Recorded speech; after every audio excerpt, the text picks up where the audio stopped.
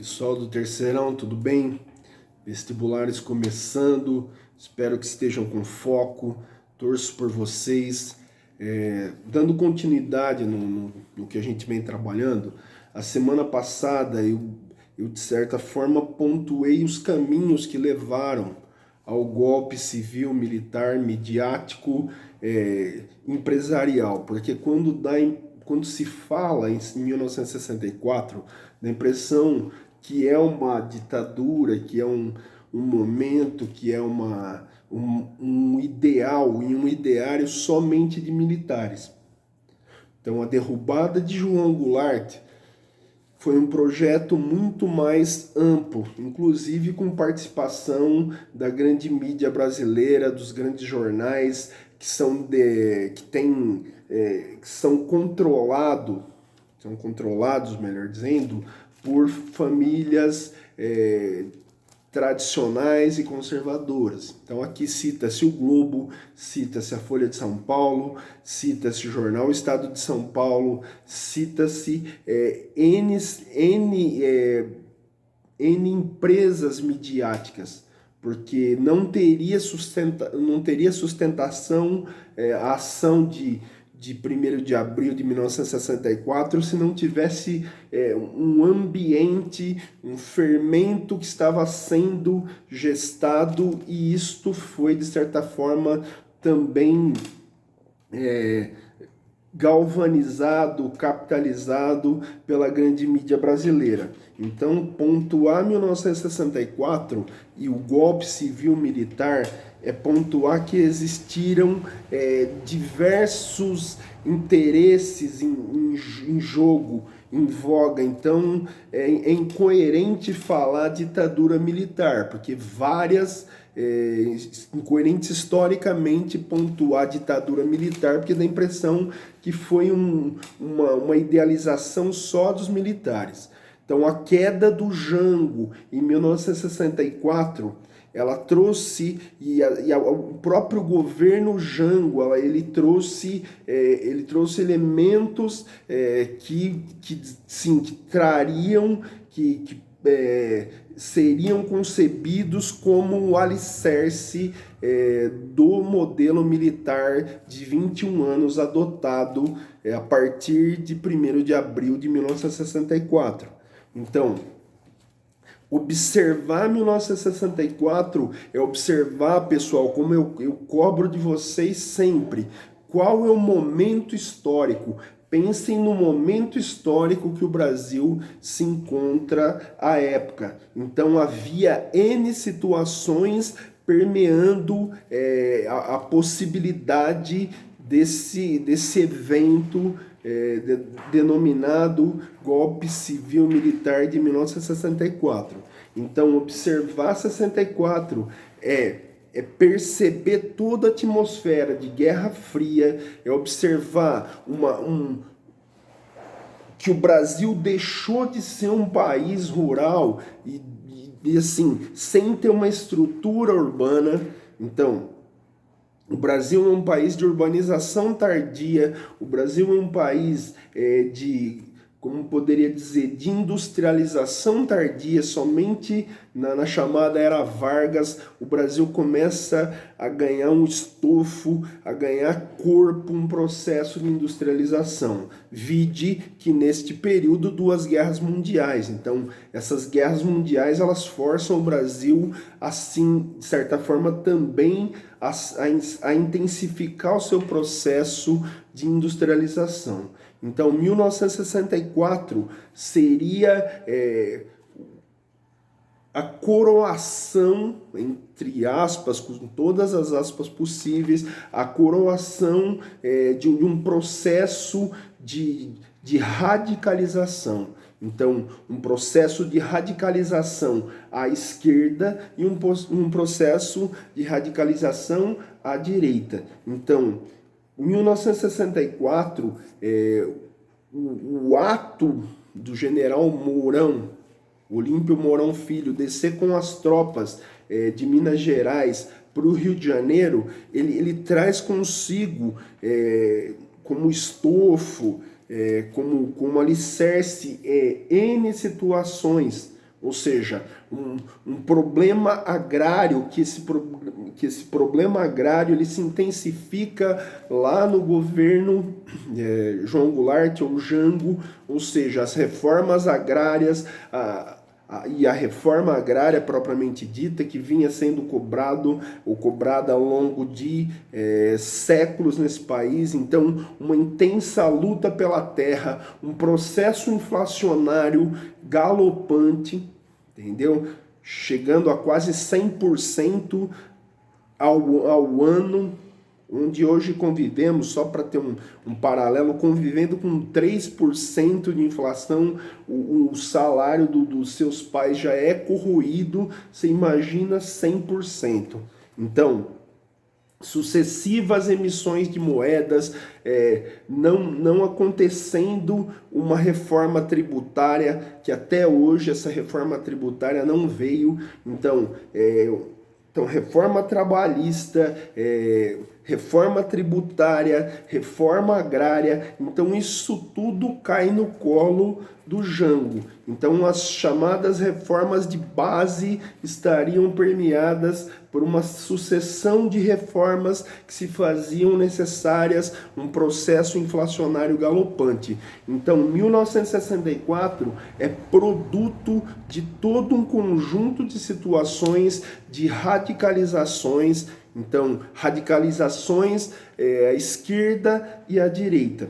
Então, os militares chegando ao poder lá em 1964, com o primeiro marechal-presidente, chamado Humberto de Alencar Castelo Branco, no governo do marechal, há alguns discursos onde ele pontuava que já em 65 haveria eleições. Ou seja, o perigo da comunização. Então, o Brasil dentro de um viés, um Brasil imaginário dentro de um viés comunista. Então, o perigo desta comunização fez com que acontecesse também lá em março de 64, no pré-golpe, a chamada Marcha com Deus pela família e pela liberdade. Então essa marcha reuniu quase 500 mil pessoas. Então todo esse processo de intensificação e radicalização que teve que ser adotado tanto à esquerda quanto à direita, era inexorável que isso acontecesse. Então o governo João Goulart ele galvanizou todas essas situações. Então, o primeiro marechal-presidente, chamado Humberto de Alencar Castelo Branco, ele trouxe consigo a ideia de que só vamos deter esse processo de radicalização, tanto é que no discurso dele ele diz tanto a direita quanto a esquerda, e depois em 65 já teremos eleições. Só que foi malogrado essa possibilidade, porque no ano de 1964 já acontece, no dia 9 de abril de 1964, o ato institucional número 1.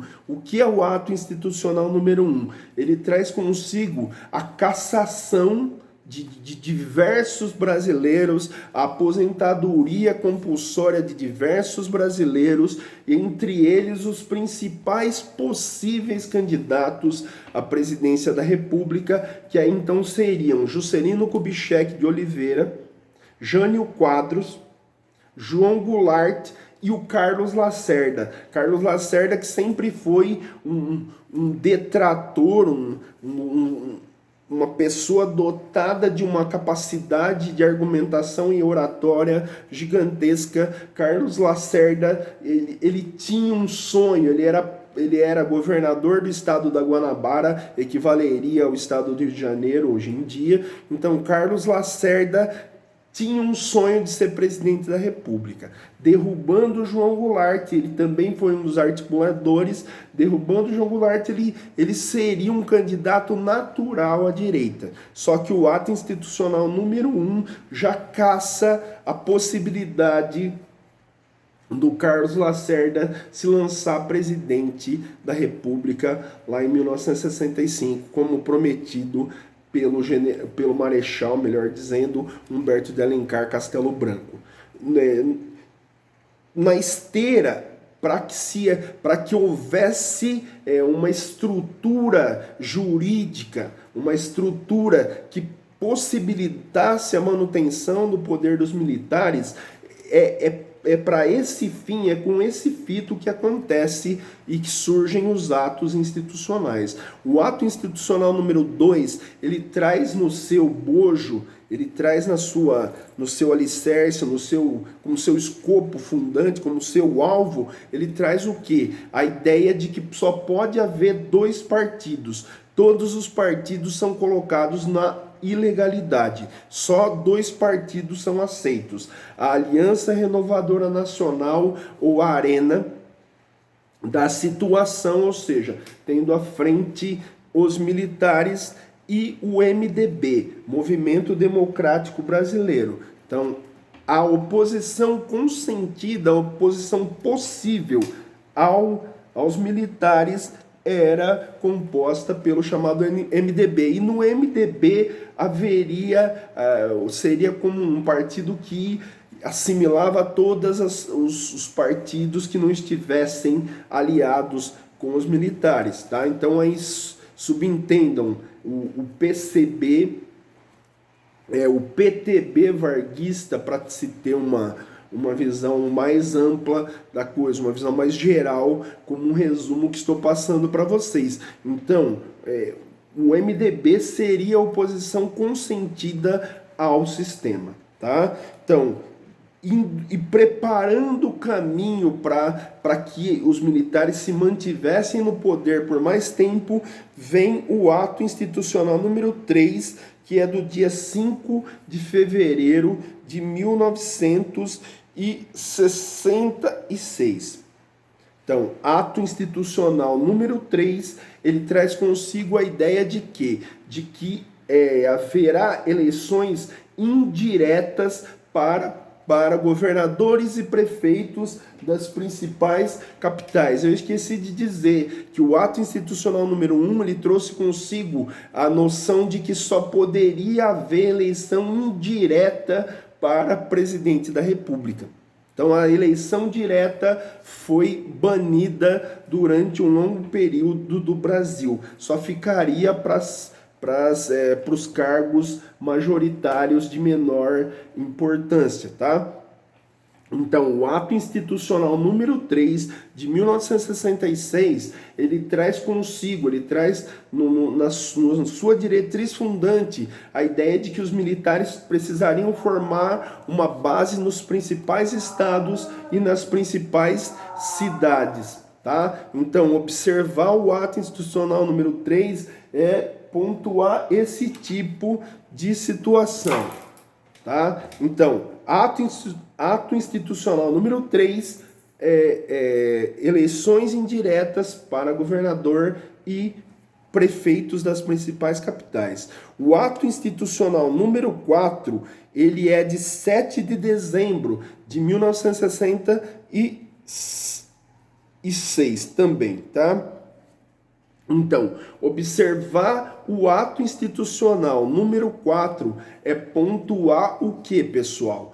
É a ideia de que o Congresso é colocado em recesso e será convocado para aprovar uma Constituição. Então, a Constituição de 67, ela é aprovada a partir da convocação. Então, o Congresso, ele é fechado e aberto à la vontade dos militares para que se aprove determinações, ou seja, para que esses remédios legais fossem ganhando estrutura. Os atos institucionais, eles precisariam trazer consigo um caráter constitucional. Então, ato institucional número 4 traz consigo a noção de convocação do Congresso para a criação, para aprovação de uma Constituição, tá? E aí vem a pá de cal e de fato e de direito com o ato institucional número 5, de 13 de dezembro de 1968, Congresso é fechado,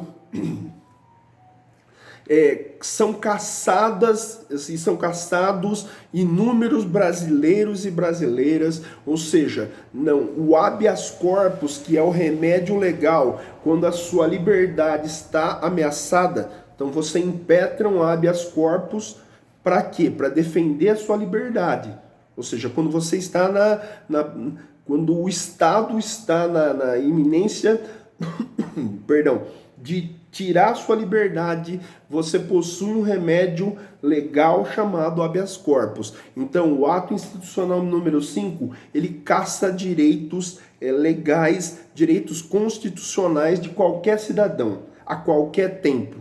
E outra, ele traz consigo uma outra coisa chamada censura prévia e restrita. Ou seja, qualquer coisa que fosse escrita, falada, publicada em meios, em veículos de comunicação, precisaria passar sobre o escrutínio da censura. Então, o censor, ele é esse indivíduo que surgiu lá em Roma, lá na Roma clássica. O censor, lá em Roma, o censor tinha essa função de censurar também, tá? Então, os censores entravam nas redações dos grandes jornais, exceto do Globo, tá? Então, a ditadura que estava, de certa forma, envergonhada em 64, a começar com o ato institucional número 5, ela mostra todas as suas as garras e a sua ferocidade. Então, o ato institucional número 5, ele é a coroação de um sistema e de fechamento e de predomínio da chamada alinhadura. O que começou com o Castelo, com a chamada Sorbonne, que era algo mais intelectualizado, a partir de 68 e a partir de 67, com a eleição do Marechal Costa e Silva, com a eleição do Marechal Costa e Silva, há um endurecimento, chega ao poder a chamada linha dura.